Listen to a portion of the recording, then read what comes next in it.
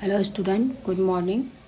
हम डिस्कस कर रहे थे ब्रायोफाइट्स, और ब्रायोफाइट्स में हमने डिस्कस किया कि ब्रायोफाइट्स में आपके क्या क्या जनरल करैक्टर्स है, किस तरह से ब्रायोफाइट्स में जो जनरल करैक्टर्स या मेन करैक्टर्स क्या क्या पाए जाते हैं, उनको हमने पिछली क्लास में डिस्कस किया। और जो क्लासिफिकेशन भी है, जो हमने मेन की क्लासिफिकेशन में कि कौन सी क्लासिफिकेशन डिवीज़न, जो कौन कौन से डिवीज़न पाए जाते हैं कि पेटेसी हैं, म्यूएसी है, और क्या ऑर्डर है कि मार्केंशियस और ऑर्डर, जंगल मिनरल्स ऑर्डर और एंथोसिरेट्स ऑर्डर पाए जाते हैं पेटेसी में। और उसमें स्फेगनेल्स, एंड्रेल्स एंड ब्रायल्स ऑर्डर पाए जाते हैं। अकॉर्डिंग टू डिफरेंट साइंटिस्ट ने अलग अलग क्लासिफिकेशन दिया इसमें ब्रायोफाइट्स का, तो अलग अलग उसमें आपको क्लासिफिकेशन बताया। इसके बाद इकोनॉमिक इम्पोर्टेंस ऑफ ब्रायोफाइट्स भी हमने आपको बताया कि किस तरह से इकोनॉमिक उसकी इम्पोर्टेंस है ब्रायोफाइट्स में, कि किस तरह से ये एंटीबायोटिक्स की एक्टिविटीज़ ब्रायोफाइट्स से कैसे है, मेडिसिनल प्लांट ब्रायोफाइट्स से कैसे यूज़ आते हैं ब्रायोफाइट्स में, किस तरह से bryophytes as a source of food, ऐसे फूड के रूप में ब्रायोफाइट्स काम में आए जाते हैं। तो और ऐसे ब्रायोफाइट जो हैं एज ए पोल्यूशन इंडिकेटर्स के रूप में भी काम में ऐसे यूज़ होते हैं। और हॉर्टिकल्चर के रूप में स्फेगनम वगैरह, क्ले पीट किस तरह से यूज आते हैं। फ्यूल्स के रूप में ब्रायोफाइट्स, सॉइल कंजर्वेशन के रूप में ब्रायोफाइट्स, फॉर्मेशन ऑफ सॉइल के और इकोलॉजिकल सक्सेशन के रूप में ब्रायोफाइट्स। तो हमने पिछले जो क्लासेस में आपके बताया कि जनरल करैक्टर्स ब्रायोफाइट्स जो हैं, ब्रायोफाइट्स के जो जनरल लक्षण हैं जिनको हम बात कर सकते हैं, सिंपल अभी बात करी थी। और क्लासिफिकेशन, कौन कौन सी क्लास में हेटेरोप्टेरा, एंथ्रोस्टोप्टेरा और ब्रायोप्सिडा में किस तरह से क्लासिफाइड हुआ था, और साथ ही इसकी इकोनॉमिक इम्पोर्टेंस ऑफ ब्रायोफाइट्स।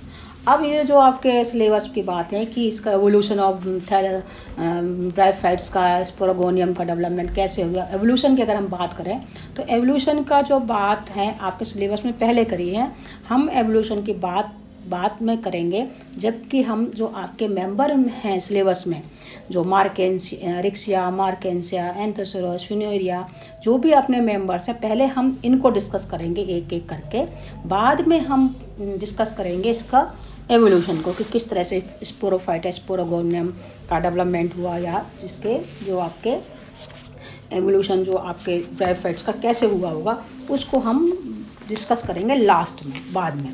क्योंकि जब तक हम बेसिक चीज़ इसका डेवलपमेंट नहीं समझ लेते हैं एक एक मेंबर का, जब तक हम उसको आसानी से समझ नहीं पाएंगे। तो इसीलिए हमने हम उसको छोड़ के हम सीधे मेंबर जो हैं आपके रिक्सिया का, जो आपके सिलेबस में जो मेंबर हैं ब्रायोफाइट्स के, रिक्सिया, मार्केंसिया, एंथोसोरस, और जो आपका तीन चार जो मेंबर हैं आपके रिक्सिया के, फिनेरिया, रिक्सिया, मार्केंसिया, एंथोसोरस, फिनेरिया, यही शायद ये चार मेंबर ही हैं। इनके पढ़ने के जब ये कंप्लीट हो जाएंगे, उसके बाद हम जो आपके सिलेबस में जो इसका जो एवोल्यूशन है, evolution of train and thallus and sporogonium, उसकी बात हम बाद में करेंगे। तो इसलिए हम आज से जो स्टार्ट कर रहे हैं इस क्लास में, आपका मेंबर जो है रिक्सिया, उसको हम स्टार्ट कर रहे हैं। तो बच्चों ठीक है, आज हमारा जो टॉपिक है डिस्कस करने का है वो है रिक्सिया। तो अब हम बात करते हैं, तो जब भी हम स्टार्ट करते हैं किसी मेंबर को, तो उसका मेंबर स्टार्ट होता है उसके क्लासिफिकेशन का। तो क्या है क्लासिफिकेशन, तो चलिए स्टार्ट। तो क्लासिफिकेशन ऑफ रिक्सिया के हैं, तो क्लासिफिकेशन की बात करें रिक्सिया की, तो रिक्सिया का क्लासिफिकेशन जो है वो है कि वर्ग, अगर हम डिवीज़न करें सिस्टमेटिक पोजीशन ऑफ रिक्सिया, तो सिस्टमेटिक पोजीशन ऑफ रिक्सिया में है जो रिक्सिया का डिवीज़न है वो है Bryophyta, order Marchantiales, family Ricciaceae, genus Riccia, और स्पीसीज बहुत सारी स्पीसीज पाई जाती हैं। तो कोई भी स्पीसीज हो सकती है, यहाँ पर स्पीसीज यहाँ पर लिखी हुई है, डिस्कलर स्पीसीज। तो क्या है systematic position of Riccia, bryophyta division. Bryophyta के क्या कैरेक्टर्स हैं हमने ऑलरेडी आपके उसमें डिस्कस कर लिए हैं। मार्केंसियल्स के जो ऑर्डर हैं, उसकी मार्केंसियल्स में क्या क्या मेन कैरेक्टर्स, वो भी हमने बताया आपको। फैमिली रिक्सिएसी, रिक्सिएसी फैमिली के कुछ कैरेक्टर्स क्या होते हैं। रिक्सिएसी फैमिली में जो मेन फीचर्स हैं, जो कैरेक्टर हैं कि इस फैमिली के जो मेन कैरेक्टर्स हैं, इस फैमिली में ये कैरेक्टर है कि इसका जो प्लांट बॉडी होता है थैलस, मतलब प्लांट रिक्सिया का या रिक्सिएसी फैमिली के जो मेंबर होते हैं, इनके प्लांट बॉडी जो है थैलस जो होता है वो गैमेटोफिटिक होता है। कैसा होता है? गैमेटोफिटिक होता है। डाइकोटोमली ब्रांच मतलब द्विभाजी शाखित, चपटा, पृष्ठधारी, ग्रीन कलर का, मध्य में मोटा तथा किनारों पर पतला और मध्य में एक मिडरिब मतलब मध्य सिरा उपस्थित होती है। किसका करेक्टर है? फैमिली रिक्सिएसी की बात कर रहे हैं। थैलस में जो हैं दो भाग, डॉर्सल और वेंट्रल सरफेस दे देते हैं, मतलब अपर सरफेस को डॉर्सल सरफेस और निचला इसे है दूसरी सतह को वेंट्रल सरफेस। दोनों ही सरफेस अलग अलग होती है, ऊपरी सरफेस डॉर्सल और नीचे वेंट्रल सरफेस। डॉर्सल सरफेस पर अगर हम ऊपरी सतह देखें तो उस ऊपरी सतह पर वायु स्थल होते हैं। सतह पर क्या पाए जाते हैं? वायु स्थल होते हैं जो बाहरी वातावरण से वायु रंध्रों द्वारा संपर्क स्थापित रखते हैं। वेंट्रल सरफेस की बात करें निचली सतह की, तो ये मृदुकृति की कोशिकाएं होती हैं जिसमें कि वेंट्रल भाग जो है नीचे वाला हिस्सा है उसमें खाद्य पदार्थ संचित रहते हैं। थैलस में सतह पर जो है राइजोइड्स और स्केल्स पाए जाते हैं। रिप्रोडक्टिव जो ऑर्गन्स हैं वो सतह पर डोर्सल सरफेस पर पाए जाते हैं। गैमेटोफाइट हैं, स्पोरोविद जो बीजाणुविद हैं वो सिंपल रचना होती है जो कि कैप्सूल के रूप में होती है जिसमें कि फूट सीटा एब्सेंट होते हैं या इसको जो कि स्पोरोगोनियम कहलाता है। कैप्सूल की जो वॉल में पाए जाना जो बाहरी है वो एक कोश की स्तरीय आवरण होता है जिसको कि कलेप्ट्रा कहते हैं। बाह्य स्तर जो है वो उसको क्या कहलाते हैं? वो कलेप्ट्रा कहलाता है। इसी में कॉलोमेला या इलेक्ट्रोफोर जो हैं वो एब्सेंट पर होते हैं। कैप्सूल का जो स्पटन है या डिस्पर है वो चारों ओर की जो गैमेटोफिटिक का जो यूतक है उसको क्षय होने पर मतलब डेथ हो जाता है। जब गैमेटोफिटिक का सेल्स हो जाते हैं उसके बाद ही इसका निकलता है गैमेटोफिटिक बाहर। तो ये तो है, बात कर रहे थे हम रिक्सिएसी फैमिली के रिक्सिएसी फैमिली में पाए जाने वाले रिक्सिएसी फैमिली में पाए जाने वाले समान लक्षणों की, जीनस रिक्सिया। और अब हम बात करते हैं रिक्सिया कि रिक्सिया का थैलस कैसा होता है। तो रिक्सिया जो है कि कैसा रिक्सिया पाया जाता, कहाँ पाया जाता है रिक्सिया। तो रिक्सिया जो है वो जो नाम है इसका, रिक्सिया का अगर हम नाम ही बात करें कि रिक्सिया का जो नाम कैसा होता है, रिक्सिया का जो नाम है तो इसका नामकरण है जो है फ्लोरेंटाइन, इटली के एक सुप्रसिद्ध बॉटनिस्ट थे, वनस्पतिक थे, P.F. रिक्सी। क्या थे? P.F. रिक्सी एक थे, बॉटनिस्ट थे, उनके नाम में रिक्सिया का नाम पड़ा, P.F. रिक्सी के नाम पर। और ये जो हैं वंश जो हैं जो रिक्सिया जीनस हैं ये विश्व जी इसका पूरा उसमें पाया जाता है, पृथ्वी में सभी स्थानों पर पाया जाता है।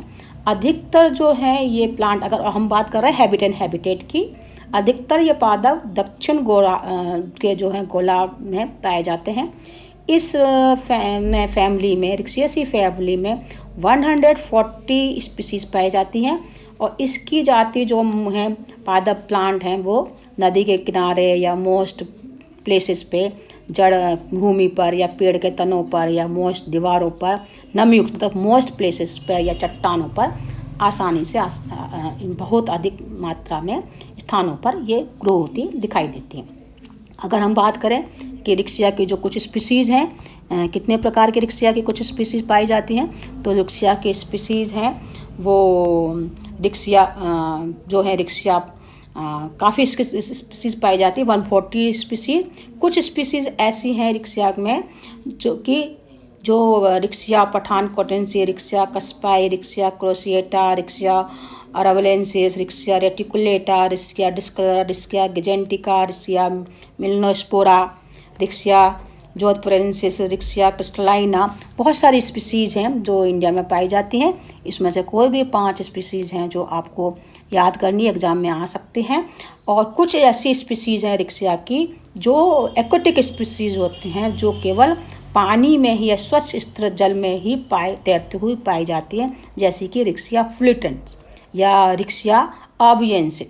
या रिक्शा आबियंसिस जो बात हम कर रहे हैं, ये राजस्थान में पाई जाने वाली स्पीसीज़ है रिक्शा की, और ये स्पीसीज़ जो हैं वो पानी में ही पाए जाते हैं। तो ये हो गई हैबिट एंड हैबिटेट, कहाँ कहाँ पाया जाता है रिक्शा। अब हम बात करते हैं रिक्शा के थैलस स्ट्रक्चर की, कि जो रिक्शा का थैलस स्ट्रक्चर है या गेमेटोफिटिक प्लांट कैसा होता है रिक्शा की, प्लांट बॉडी कैसे होती है, रिक्शा का थैलस कैसा है, उसको हम डिस्कस कर सकते हैं। तो अगर हम बात करें तो रिक्शा का जो मेच्योर पादप का है या प्लांट बॉडी है वो गेमेटोफिटिक होती है, उसको हम थैलस कहते हैं। इसका थैलस के जो है रिक्शा का अधिकतर जो है हृदयाकार कैसा होता है, हृदयाकार होता है, ग्रीन कलर का होता है, प्रोस्टेट मतलब शयन चपटा होता है, डॉर्सी वेंटर सरफेस होता है, डाइकोटोम द्विभाजी, डाइको मोस्टली ब्रांच्ड होता है। थैलस का मध्य भाग बताया जैसा थिक होता है और किनारों पे जो थैलस होता है वो पतला होता है। अगर इस थैलस में अगर ब्रांचिंग है, द्विभाजी शाखन काफ़ी तीव्र गति से होता है, काफ़ी अंदर तक जाता है, तो इसमें ये रोजेट जो स्ट्रक्चर है, गोल रोजेट स्ट्रक्चर आकृति का जो निर्माण कर लेता है, गोल स्थिति इसकी बन जाती है और एक कर लेता है और एक सघन डेंस समूह इसका बना लेता है। कम अगर डिवीज़न हो तो वो इसका थैलस की आकृति लंबी या वेजाकार इस तरह से हो सकते हैं। अगर डिवीज़न ज़्यादा नहीं हो तो लंबी या वेजा हो सकते हैं। इसके अगर थैलस के डोर्सल सरफेस पे मिडरिब पाई जाती है, मोटी, काफ़ी वेल डेवलप, काफ़ी अच्छी सुपस्त, खूब अच्छी सी दिखाई देने वाली मिडरिब दिखती है। और इसमें जो एपिकल नोच होता है, टिप के ऊपर एपिकल नोच दिखाई देता है, और जो कि इसके अंदर जो ग्रोइंग पॉइंट है वो इसके अंदर प्रेजेंट होता है। वेंट्रल सरफेस पे राइजोइड्स और स्केल्स पाए जाते हैं, जिस तरह से यहाँ पर आपको इस पे दिख रहे हैं, वेंट्रल सरफेस पे राइजोइड्स और स्केल्स पाए जाते हैं। तो स्केल्स जो हैं, स्केल्स और राइजोइड्स की बात करें तो स्केल्स और राइजोइड दो तरह के होते हैं, स्मूथ वॉल और ट्यूबरकुलेट टाइप के। इसमें इसके जो स्मूथ वॉल मतलब चिकनी भित्ति वाले, और ट्यूबरकुलेट मतलब इसमें पैडेड लाइक स्ट्रक्चर है। ये कहता है ये कैसे होते हैं, स्केल कैसे होते हैं, बैंगनी कलर के, ये मल्टीसेलुलर होते हैं, तिकोने होते हैं, और इनमें एपिकल नोच इसमें ऊपर नज़दीक के समूह मिलते हैं। और ये जो है प्लांट की सुरक्षा प्रदान करना होता है इनको बेसिकली। काफ़ी जातियों में ये हमेशा पस्टेड होना मतलब लगे रहते हैं, दीर्घस्थायी होते हैं, और जो जलीय जातियाँ हैं उसमें शीर्घ ये जो है स्केल जो है नष्ट हो जाते हैं। इनका जो है इसके लिए मल्टी सेलुलर वायलेट कलर के, इसके साथ ही राइजोइड्स, जो राइजोइड्स होते हैं ये दो तरह के, यूनिसेलुलर और धागे के समान रचना, दो तरह के स्मूथ वॉल राइजोइड्स और ट्यूबरकुलेट। स्मूथ वॉल में जो अंदर की भित्ति चिकनी होती है, और ट्यूबरकुलेट में आउटग्रोथ, अंदर छोटी छोटी सी आउटग्रोथ निकली रहती हैं। और ये जातियाँ जो राइजोइड में हैं, कुछ इसमें जो जलीय जातियों जो एक्वेटिक स्पीसीज हैं जैसे कि रिक्शा फ्लूटेंट्स हैं, इनमें जो है ये राइजोइड जो हैं वो अनुपस्थित होते नहीं पाया जाता है। और राइजोइड्स का जो काम है वो थैलस को भूमि से या किसी सबस्ट्रेटा से या जड़ों को उसके अंदर अटैच रखने का, फिक्स करने का काम करती हैं, और एब्जॉर्ब जो अवशोषण का काम करती है, स्त्रीकरण का फिक्सेशन का काम स्त्रीकरण का काम करती है और अवशोषण का काम करती हैं। ये काम होता है राइजोइड। तो हमने आज जो बात करी, डिस्कस किया, रिक्शा के थैलस को स्टार्ट किया, और रिक्शा के थैलस में हमने डिस्कस किया रिक्शा के इसका क्लासिफिकेशन ऑफ रिक्शा और रिक्शा के habit and habitat and thallus morphology of Riccia के थैलस। अगले क्लास में हम डिस्कस करेंगे थैलस के एनाटॉमी, कैसा रिक्शा का थैलस होता है। ओके बच्चों, थैंक यू वेरी मच।